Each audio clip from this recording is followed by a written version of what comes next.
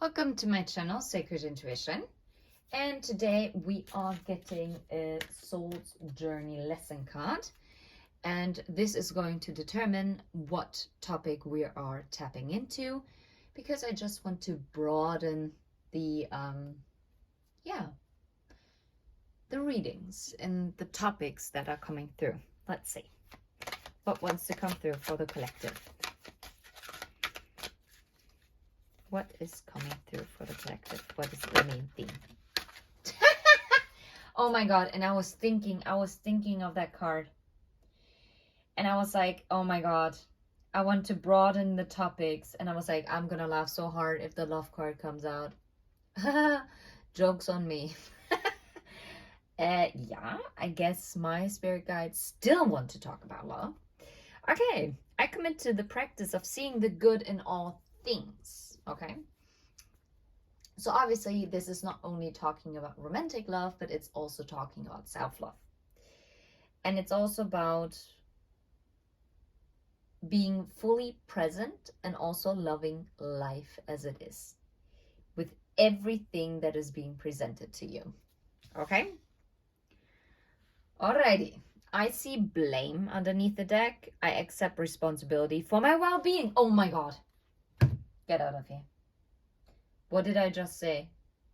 That it's about self-love as well?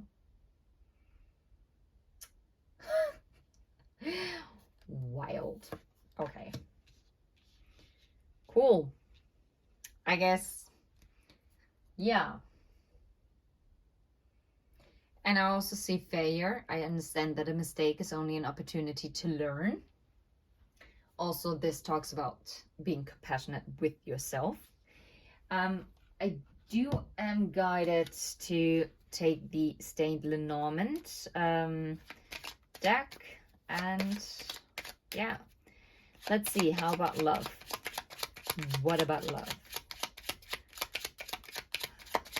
Oh, and I'm hearing this song. What about love? What about love? It's called What About Love, but I can't think of the artist's name. It's a woman. It's an older song. How about love? Clouds. Self-doubts. Yeah. Even if you don't see it. Okay, I'm gonna talk about this in a second. Even if you might not see it right in front of you, it is about trusting that everything is unfolding in divine timing to your well-being.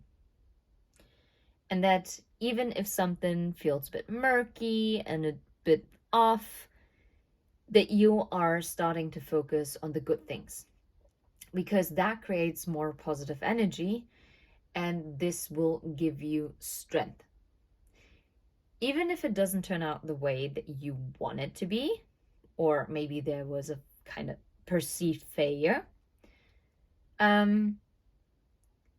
your spirit guides want you to know that you are not seeing the full picture, because your head is clouded.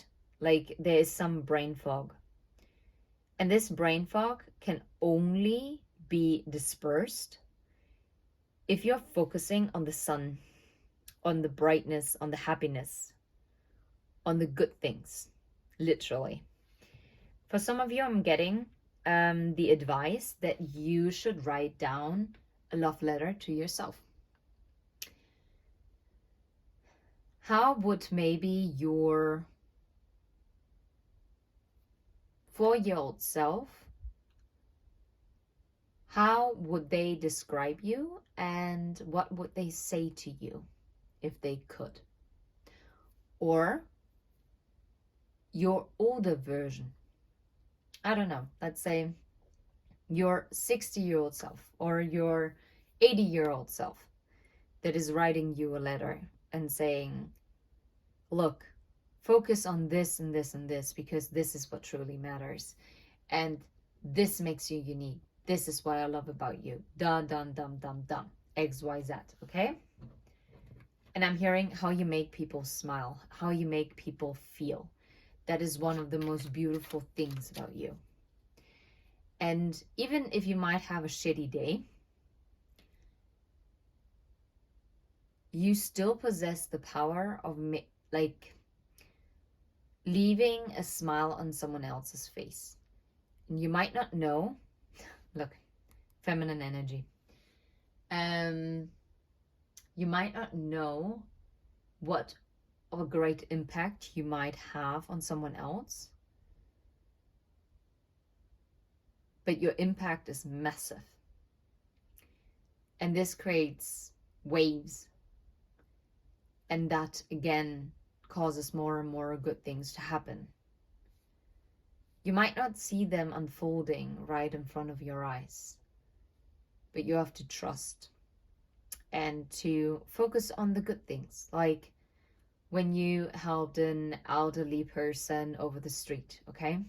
Or a complete exhausted mother that had a screaming toddler in her arms, completely too tired to calm the child down, and you're stepping up and you're like, oh yeah, you know what, I'm just gonna watch it, and I'm just gonna be like distracting the child while the mother might get her bearings. Yeah. And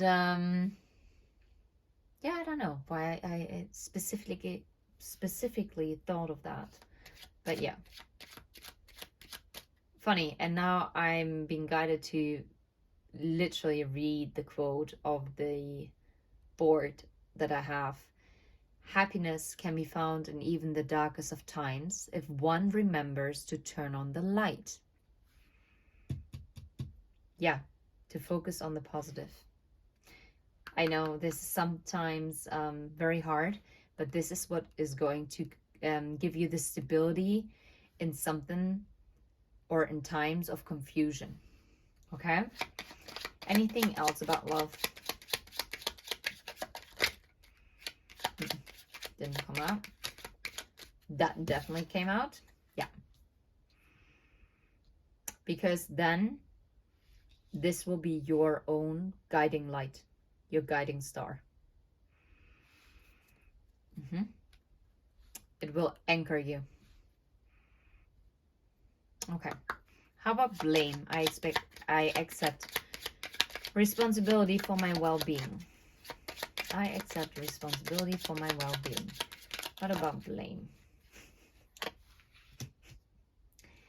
Are you blaming a masculine energy in your life?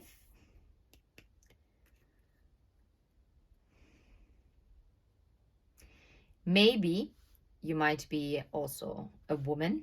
Yeah. Well, either you're a woman and you're blaming a man, or you're a man blaming a man, or you're a woman blaming a woman, or you're a man blaming a woman. Okay, take it how it resonates. But instead, because it says, I accept responsibility for my well-being. And for a person card to appear, it means that you could see it that it's you taking responsibility, or it talks about what you've done that you push the blame onto someone else. Yeah. So it could be the other person, or it could be you. Okay. Anything else? Accept responsibility for my well-being. For my well-being.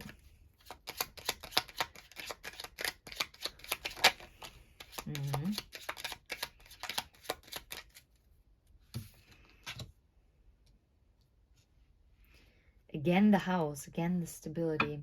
This is wild. So I take this as a connecting energy, because it's the home that you build within yourself. And the snake is also about healing. And that's the key. Okay. Cool, yo. Okay. The man and the birds.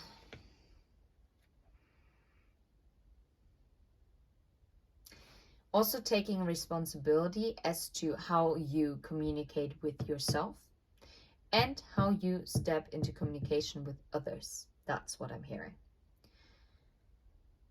Be mindful of what you speak, as what you speak into existence. And you are a powerful manifester. And by playing the blame game as to pushing onto the responsibility of your own well-being onto someone else, first of all, you're giving yourself a disservice, or you're giving, yeah. And on the other hand, it's also quite unfair, because no one else is responsible for your well-being than yourself. It's about accountability. And it's also about facing the truth, right? And I feel like you have to be really careful about how you communicate here. This is not like the most straightforward message, if you ask me, if I'm completely honest. And you know what? I actually feel guided to clarify with another Lenormand deck. Unusual, but yeah. How about love? What about love? Can you make this up? It's about self-love. I'm telling you, it's definitely about self-love. And instead of trying to seek the responsibility of whatever is dragging you down outside of yourself, you are being asked and guided to face inwards, right? To heal this within yourself, because you have the power to disperse those clouds and for the sun to come out. Okay? That's your 10 of Pentacles. That's the secret that you need to learn. Okay? How about blame? What about blame? What about blame? Did you just see that? Yeah? Blame. Okay. No, seriously. Like, honestly, what is going on? And I saw that that's underneath the deck. Both. Like the sky on both decks. Like it's the bottom one. And that's the burden. Like, I can't make this up. It's like, what the heck? What was it? What did I see? Crap. What was it? What did I see before? Dum dum dum dum dum dum dum dum dum dum dum dum. Ah, the book. That's a secret. Okay.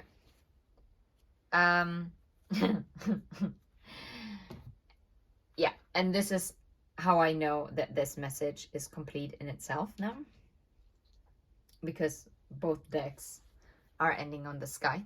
That's it. Cut. That's the end. Like, I'm hearing cut as like in a movie. Like, cut, scene complete.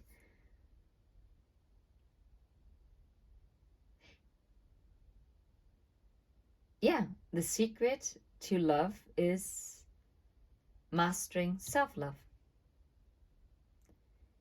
Healing yourself will lead to clarity.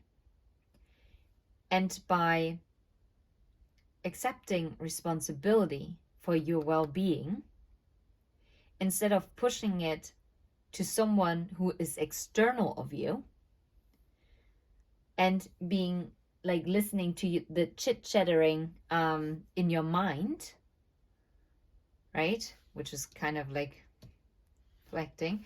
And maybe you need to heal the masculine energy within yourself, right?